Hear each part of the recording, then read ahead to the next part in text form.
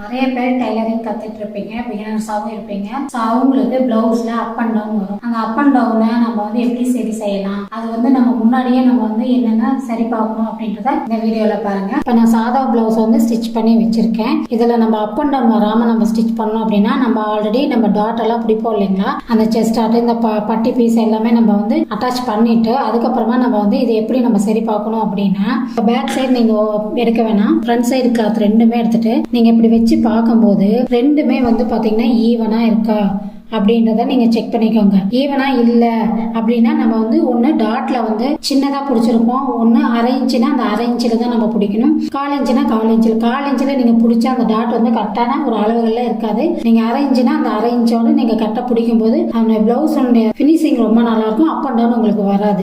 நீங்க பிளவுஸ் தைச்சு முடிச்ச வாட்டி நம்ம அளவு கரெக்டா இருக்கா அப்படின்றத முன்னாடியே நம்ம செக் பண்ணிட்டோம் அப்படின்னா நமக்கு பிளவுஸ் தைக்கிறது ரொம்ப ஈஸியா இருக்கும், அப் அண்ட் டவுன் ப்ராப்ளமே நமக்கு வராது. ஸோ இந்த வீடியோ உங்களுக்கு பிடிச்சிருந்தா மறக்காம நம்ம சேனலை ஃபாலோ பண்ணிக்கோங்க. உங்களுக்கு ஏதாவது பிளவுஸ்ல ஏதாவது டவுட் இருந்துச்சு அப்படின்னா எனக்கு கமெண்ட்ல கேளுங்க. தேங்க்யூ.